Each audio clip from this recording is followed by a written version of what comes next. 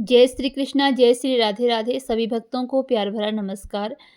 श्री हरि की कृपा आप सभी के जीवन पर सदैव बनी रहे। आप सभी के सारे मनोरथ सिद्ध हों और आपको अपने जीवन में सफलता मिले।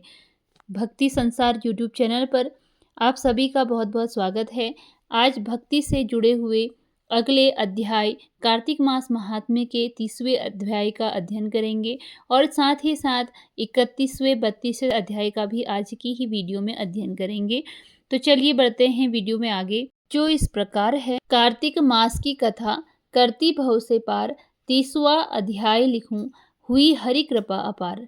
कार्तिक मास महात्म्य के 30वें अध्याय में भगवान श्री कृष्ण सत्यभामा से बोले, हे प्रिय, नारद जी के यह वचन सुनकर महाराज पृथु बहुत आश्चर्यचकित हुए। अंत में उन्होंने नारद जी का पूजन करके उनको विदा किया। इसलिए माघ, कार्तिक और एकादशी, यह 3 व्रत मुझे अत्यधिक प्रिय हैं। वनस्पतियों में तुलसी, महीनों में कार्तिक, तिथियों में एकादशी और क्षेत्रों में प्रयाग मुझे बहुत प्रिय है। जो मनुष्य इंद्रियों पर विजय प्राप्त कर इनका सेवन करता है, वह मुझे यज्ञ करने वाले मनुष्य से भी अधिक प्रिय है।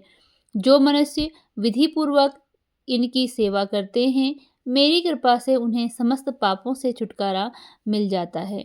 भगवान श्री कृष्ण के वचन सुनकर सत्यभामा ने कहा, हे प्रभु, आपने बहुत ही अद्भुत बात कही है कि दूसरे के लिए पुण्य के फल से कलह की मुक्ति हो गई। यह प्रभावशाली कार्तिक मास आपको अधिक प्रिय है, जिससे पतिद्रोह का पाप केवल स्नान के पुण्य से ही नष्ट हो गया। दूसरे मनुष्य द्वारा किया हुआ पुण्य उसके देने के से किस प्रकार मिल जाता है, यह आप मुझे बताने की कृपा करें। भगवान श्री कृष्ण बोले, प्रिय, जिस कर्म द्वारा बिना दिया हुआ पुण्य और पाप मिलता है, उसे ध्यानपूर्वक सुनो। सतयुग में देश, ग्राम तथा कुलों को दिया पुण्य या पाप मिलता था, किंतु कलयुग में केवल कर्ता को ही पाप तथा पुण्य का फल भोगना पड़ता है। संसर्ग न करने पर भी वह व्यवस्था की गई है और संसर्ग से पाप व पुण्य दूसरे को मिलते हैं, उसकी व्यवस्था भी सुनो। पढ़ाना, यज्ञ कराना और एक साथ भोजन करने से पाप पुण्य का आधा फल मिलता है। एक आसन पर बैठने तथा सवारी पर चढ़ने से, श्वास के आने जाने से पुण्य व पाप का चौथा भाग जीव मात्र को मिलता है।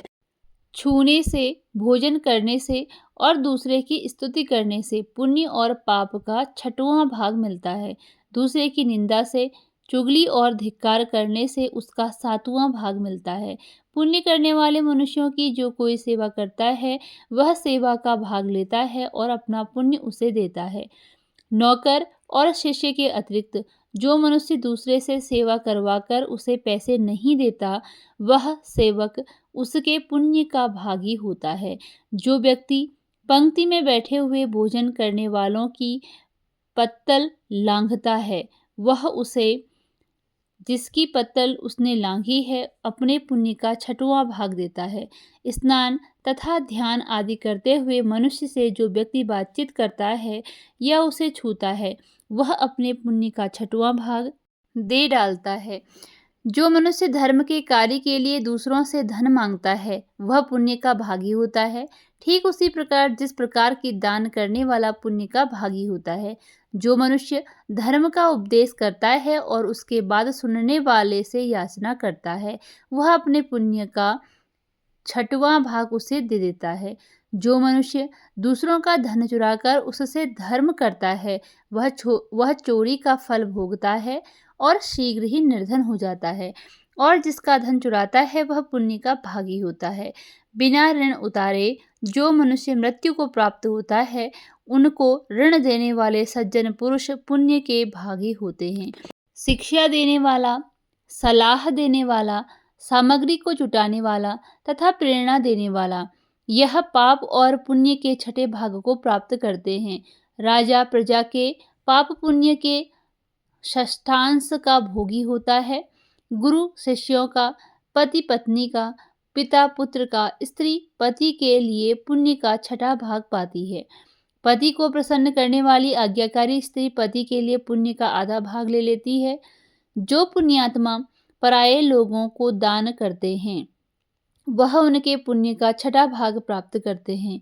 जीविका देने वाला मनुष्य जीविका ग्रहण करने वाले मनुष्य के पुण्य के छठे भाग को प्राप्त करता है।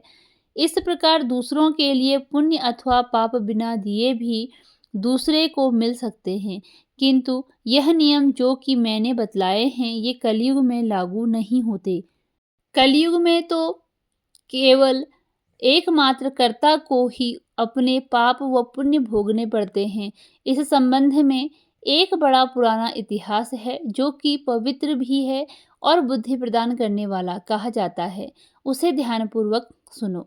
इसी के साथ यहाँ पर कार्तिक मास महात्म्य के अध्याय 30 का समापन होता है। अब बढ़ते हैं अध्याय 31 की ओर, जहाँ पर हम इस इतिहास का अध्ययन करेंगे। कार्तिक मास महात्म्य का यह 31वां अध्याय बतलाया भगवान ने प्रभु स्मरण का सरल उपाय। 31वें अध्याय में भगवान श्री कृष्ण ने कहा, पूर्व काल में अवंतीपुरी उज्जैन में धनेश्वर नामक एक ब्राह्मण रहता था। वह रस, चमड़ा और कंबल आदि का व्यापार करता था। वह वैश्यागामी और मद्यपान आदि बुरे कर्मों में लिप्त रहता था। चूंकि वह रात दिन पाप में रत रहता था, इसलिए वह व्यापार करने नगर नगर घूमता था। एक दिन वह क्रय विक्रय के कार्य से घूमता हुआ महिष्मतीपुरी में जा पहुंचा, तो राजा महिष ने बसाई थी। वहां पाप नाशिनी नर्मदा सदैव शोभा पाती है। उस नदी के किनारे कार्तिक का व्रत करने वाले बहुत से मनुष्य अनेक गांवों से स्नान करने के लिए आए हुए थे। धनेश्वर ने उन सबको देखा और अपना सामान बेचता हुआ वह भी 1 मास तक वहीं रहा। वह अपने माल को बेचता हुआ नर्मदा नदी के तट पर घूमता हुआ स्नान, जप और देवार्चन में लगे हुए ब्राह्मणों को देखता और वैष्णवों के मुख से भगवान विष्णु के नामों का कीर्तन सुनता था। वह वहां रहकर उनको स्पर्श करता रहा, उससे बातचीत करता रहा।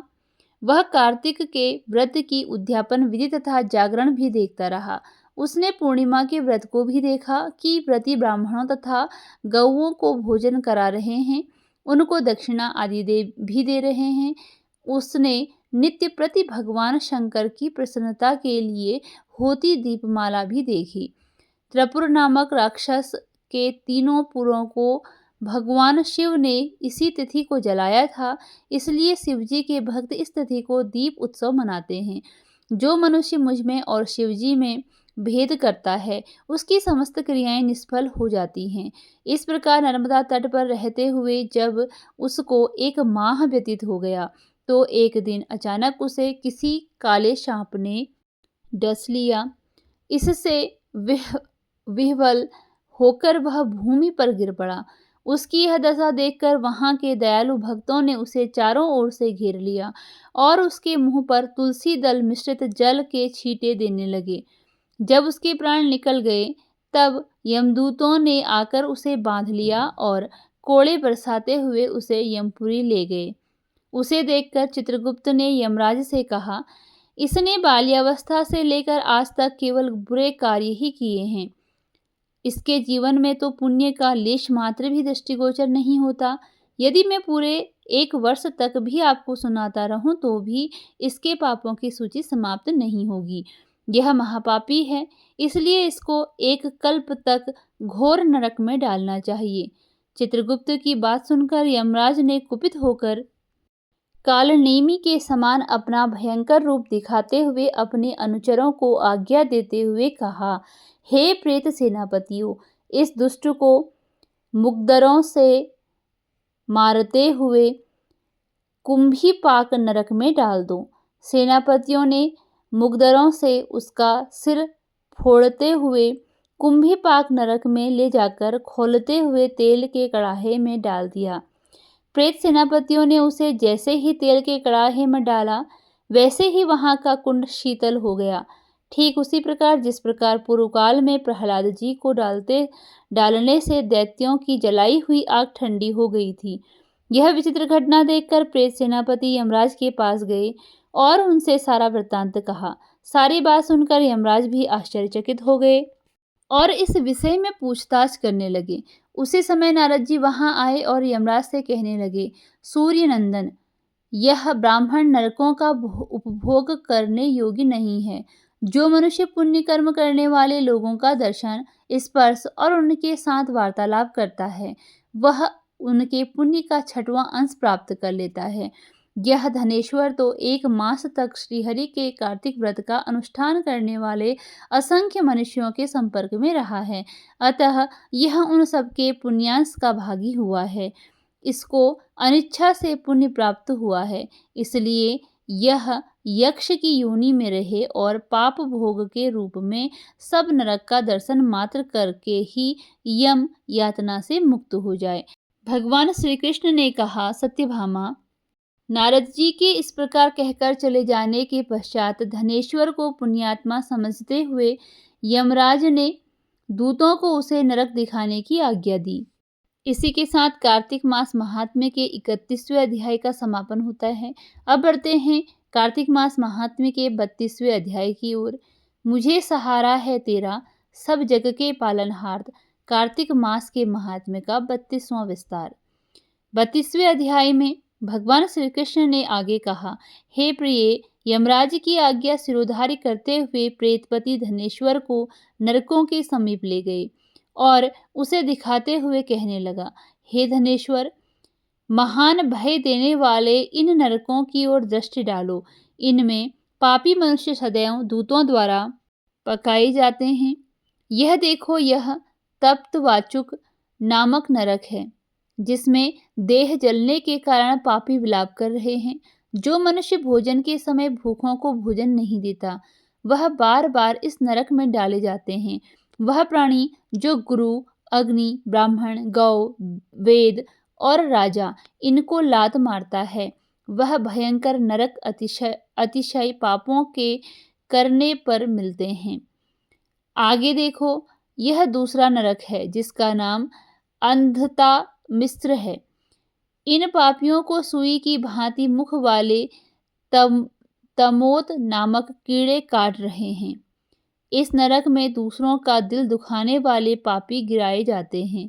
यह तीसरा नरक है जिसका नाम क्रकेय है। इस नरक में पापियों को आरे से चीरा जाता है। यह नरक भी असीमत्रवण आदि भेदों से 6 प्रकार का होता है। इसमें स्त्री तथा पुत्रों के वियोग कराने वाले मनुष्यों को कड़ाही में पकाया जाता है। 2 प्रियजनों को दूर करने वाले मनुष्य भी असीमत्र नामक नरक में तलवार की धार से काटे जाते हैं और कुछ भेड़ियों के डर से भाग जाते हैं। अब अर्गल नामक यह चौथा नरक देखो। इसमें पापी विभिन्न प्रकार से चिल्लाते हुए इधर उधर भाग जाते हैं। यह नरक भी वध आदि भेदों से 6 प्रकार का है। अब तुम यह 5वां नरक देखो जिसका नाम कूटसालमा है।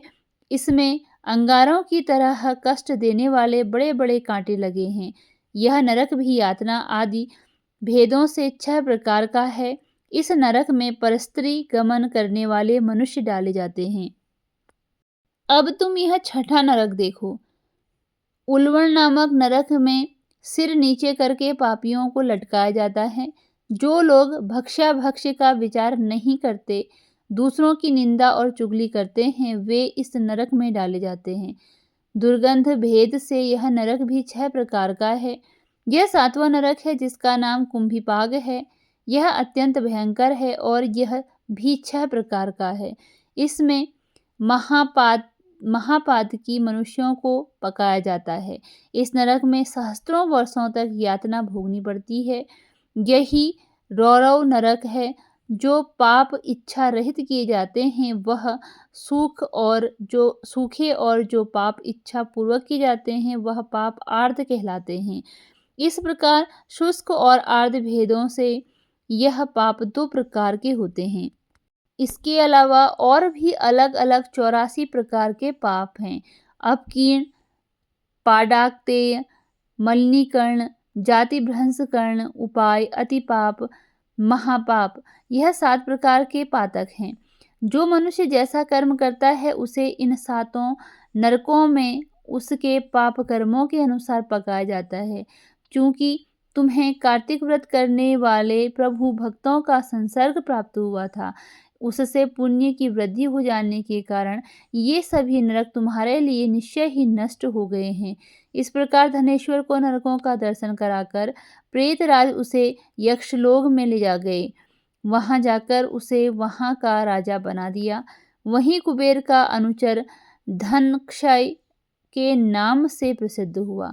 बाद में महर्षि विश्वामित्र ने उसके नाम से एक तीर्थ बनवाया था। कार्तिक मास का व्रत महाफल देने वाला है। इसके समतुल्य अन्य कोई दूसरा पुण्य कर्म नहीं है। जो भी मनुष्य इस व्रत को करता है तथा व्रत करने वाले का दर्शन करता है, उसे मोक्ष की प्राप्ति होती है। इसी के साथ कार्तिक मास महात्म्य व्रत कथा के 32वें अध्याय का समापन होता है। मिलते हैं अगली वीडियो में इसके अगले अध्याय के साथ। धन्यवाद।